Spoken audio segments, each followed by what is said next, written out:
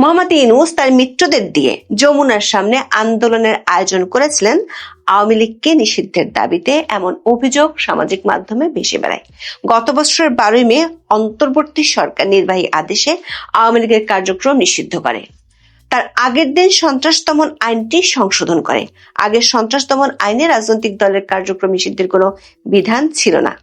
অন্তর্বর্তী সরকার ওই আইনে 18-এর 2 নম্বর উপধারা যুক্ত করে, যেখানে রাজনৈতিক দলের অফলাইন ও অনলাইন কার্যক্রম নিষিদ্ধের বিধান যুক্ত করা হয়। তখন বিএনপির শীর্ষ নেতারা বলেছিলেন, নির্বাহী আদেশে কোনো রাজনৈতিক দল নিষিদ্ধ করার পক্ষে তারা নয়।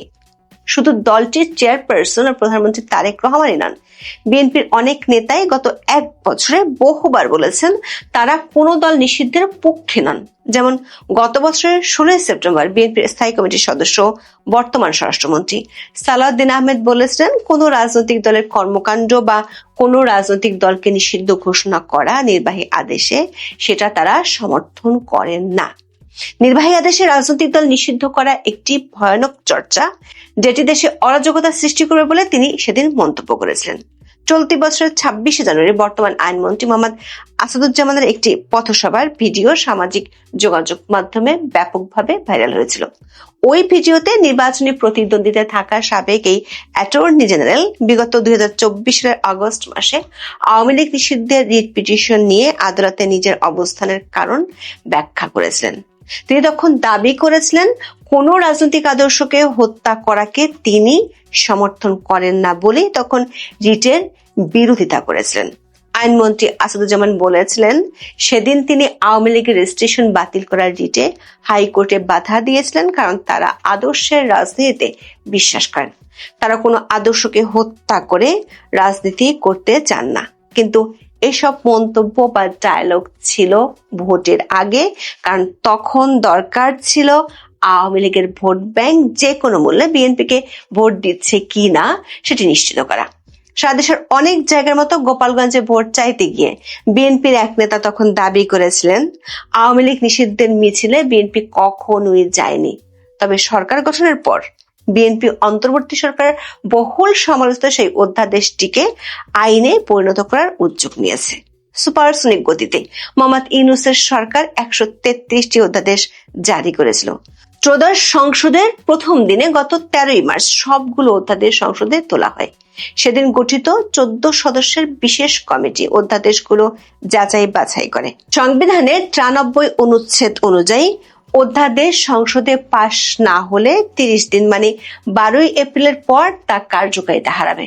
গত বৃহস্পতিবার বিশেষ কমিটি 98টি অধ্যাদেশ পরিবর্তন ছাড়াই আইনে পরিণত করতে সংসদে বিল উত্থাপনের সুপারিশ করেছে। 15টি অধ্যাদেশ সংশোধন করে বিল উত্থাপনের সুপারিশ করা হয়। 16টি অধ্যাদেশে এখনই উত্থাপন নয় এবং 4টি রহিত করে হেফাজতের সুপারিশ রয়েছে প্রতিবেদনে। যে 15টি অধ্যাদেশ সংশোধন করে বিল হিসেবে সংসদে উত্থাপনের সুপারিশ করা হয়েছে, তার একটি হলো 2025 সালের 11ই মে জারি করা সন্ত্রাস বিরোধী অধ্যাদেশ। এই অধ্যাদেশ বলে 2009 সালের সন্ত্রাস বিরোধী আইনের 18 এবং 20 ধারা সংশোধন করে গত বছর আওয়ামী লীগ এবং দলটির সব সহযোগী ও অঙ্গ সংগঠনের কার্যক্রম নিষিদ্ধ করা হয়। একই আইনে 2024 সালের অক্টোবরে নিষিদ্ধ করা হয় ছাত্রলীগকে। গত বছরের 11ই মে রাতে যমুনায় উপদেষ্টা পরিষদের জরুরি বৈঠক করে সন্ত্রাস বিরোধী আইনের 2টি ধারা সংশোধন করে অন্তর্বর্তী সরকার। এতে বলা হয়, কোনো ব্যক্তি বা সত্তা সন্ত্রাসী কাজের জন্য জড়িত থাকলে নির্বাহী আদেশে সরকার তাদের কার্যক্রম নিষিদ্ধ করতে পারবে। একই দিনে সরকারি প্রজ্ঞাপনে বলা হয়, আন্তর্জাতিক অপরাধ ট্রাইব্যুনালে বিচার শেষ না হওয়া পর্যন্ত আওয়ামী লীগের কার্যক্রম নিষিদ্ধ থাকবে। অন্তর্বর্তী সরকার আওয়ামী লীগকে সরাসরি নিষিদ্ধ করেনি, তবে কার্যক্রম নিষিদ্ধ থাকায় অধ্যাদেশের 20 ধারা অনুযায়ী আওয়ামী লীগ মিছিল, সভা সমাবেশ করতে পারবে না। দলটির কার্যালয় বন্ধ থাকবে, ব্যাংক হিসাব জব্দ হবে, পোস্টার ব্যানার প্রচার করতে পারবে না, সংবাদ বিজ্ঞপ্তি দিতে পারবে না, গণমাধ্যম ও সামাজিক মাধ্যমে তা প্রকাশ করা যাবে না এবং সংবাদ সম্মেলন করতে পারবে না দলটি। আইনে বলা হয়েছে, নিষিদ্ধ সংগঠন এসব কার্যক্রম পরিচালনা করলে 4 থেকে 14 বছর কারাদণ্ড হতে পারে। তবে অধ্যাদেশে বলা হয়নি কার্যক্রম নিষিদ্ধ সংগঠন সভা সমাবেশ করলে কি শাস্তি হবে। ফলে এতদিন আওয়ামী লীগের কার্যক্রম নিষিদ্ধ থাকলেও নিষেধাজ্ঞা অমান্য করার শাস্তির বিধান ছিল না। অন্তর্বর্তী সরকারের অধ্যাদেশগুলোর বিষয়ে মন্ত্রণালয়ের মতামত নিয়েছে সংসদের বিশেষ কমিটি। সন্ত্রাসবিরোধী অধ্যাদেশটি সংসদে পাশের সুপারিশ করেছে স্বরাষ্ট্র মন্ত্রণালয়। মন্ত্রণালয়ের মতামতে বলা হয়েছে, কার্যক্রম নিষিদ্ধ হত্যা কার্যক্রম পরিচালনা করলে সাজার বিধান নেই অধ্যাদেশে। সাজার বিধান যুক্ত করা যেতে পারে। অবশ্য কি ধরনের সাজার বিধান যুক্ত করা হবে এ বিষয়ে স্বরাষ্ট্রমন্ত্রী সালাউদ্দিন আহমদের বক্তব্য জানতে পারেনি গণমাধ্যমগুলো। দৈনিক সমকালের খবরে বলা হয়েছে, নিষিদ্ধ সংগঠনের জন্য আইনের 16 ধারা যেসব সাজার বিধান রয়েছে সেগুলি প্রযোজ্য হবে কার্যক্রম নিষিদ্ধ সংগঠনের জন্য। দর্শক খেয়াল করে দেখুন, গত বছরের 16 সেপ্টেম্বর সালাউদ্দিন আহমেদ বলেছিলেন, দল নিষিদ্ধের রাজনীতি দেশে অরাজক পরিস্থিতি সৃষ্টি করবে। প্রশ্ন হলো, কেন বিএনপি এমন ইউটার্ন নিতে যাচ্ছে, বিশেষ করে বৈশ্বিক রাজনীতির এক জটিল সময়কালে, যেখানে এভাবে দল নিষিদ্ধের বিরুদ্ধে শক্তিশালী দেশ ও সংস্থাগুলো তাদের অবস্থানের কথা আগেই জানিয়েছিল। যুক্তরাষ্ট্র, ভারত, ইউরোপীয় ইউনিয়ন, কমনওয়েলথ এবং জাতিসংঘ সবাই কোন রাজনৈতিক দলকে পুরোপুরি নিষিদ্ধ করার বিপক্ষে তাদের অবস্থান স্পষ্ট করেছে। জাতিসংঘের মানবাধিকার কমিশন থেকে পাঠানো এক চিঠিতে স্পষ্ট করে বলা হয়েছিল, কোন রাজনৈতিক দলকে নিষিদ্ধ করা হচ্ছে মত প্রকাশের স্বাধীনতা এবং সংগঠনের অধিকারের উপর সবচেয়ে বড় আঘাত। জাতিসংঘ বারবার মনে করিয়ে দিয়েছে, সন্ত্রাস দমন আইনকে রাজনৈতিক প্রতিপক্ষ দমনের হাতিয়ার হিসেবে ব্যবহার করা আন্তর্জাতিক আইনের পরিপন্থী। যুক্তরাষ্ট্রের আইন প্রণেতারা এবং পররাষ্ট্র দপ্তর একাধিকবার বলেছে, দল নিষিদ্ধ করার পরিবর্তে কেবল অপরাধে লিপ্ত ব্যক্তিদের বিচার হওয়া উচিত। আন্তর্জাতিক সম্প্রদায়ের এই অসম্মতি সত্ত্বেও বিএনপি কেন এই পথে হাঁটছে? আবার মাত্র 3 দিন পর ভারতে যাচ্ছেন বাংলাদেশের পররাষ্ট্রমন্ত্রী খলিলুর রহমান।